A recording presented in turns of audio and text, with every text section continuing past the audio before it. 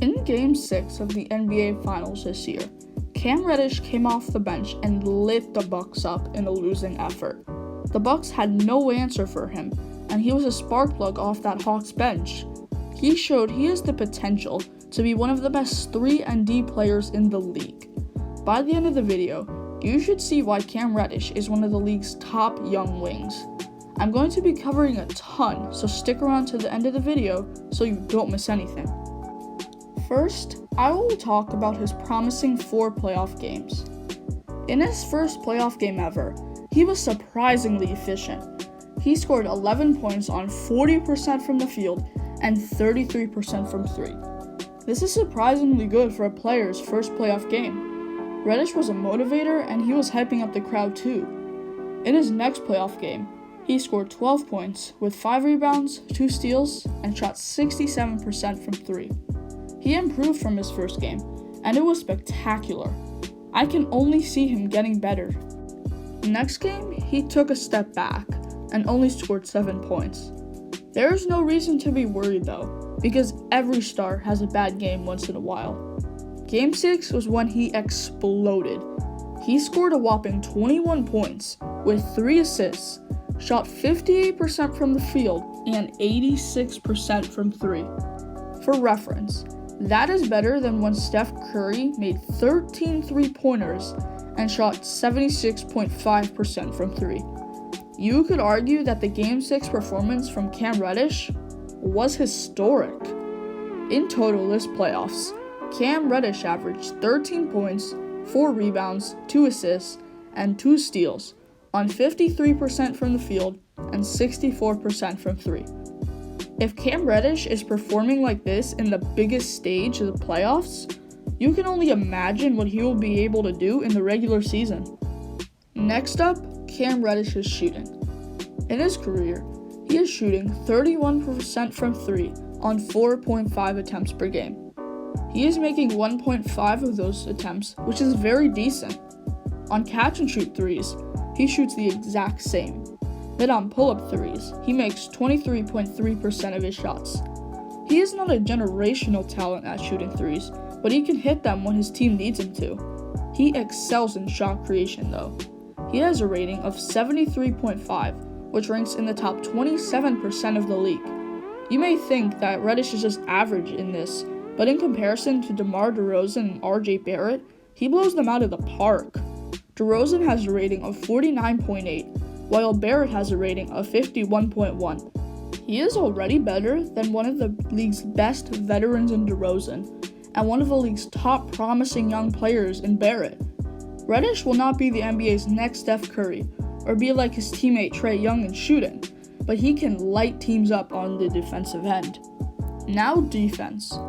Whenever I watch Cam Reddish on defense, he blows me away. His lengthy 6'8" height with his 7'1" wingspan are a scary sight for the guy he's guarding and in the passing lanes. His frame reminds me of a Paul George, a great defensive player that can create a shot for himself. Cam's wingspan helps so much in getting steals. He ranks in the top 6% of the league in steals per 75 possessions. He gets a total of 1.6 steals during those 75 possessions.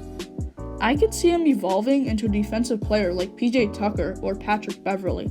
High-intensity players that can get up in a player's face and shut them down too.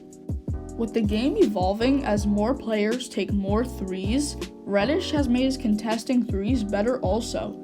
He contests 4.1 threes over a span of 75 possessions.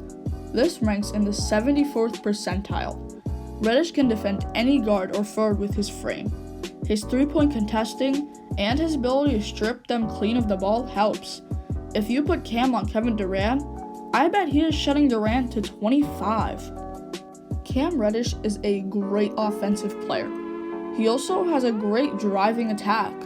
He can get to the rim so effortlessly and draw a foul. There is almost no stopping him. It's just a matter of whether you want to contest him or not. He falls in the top 9% among the NBA in fouls drawn at the rim.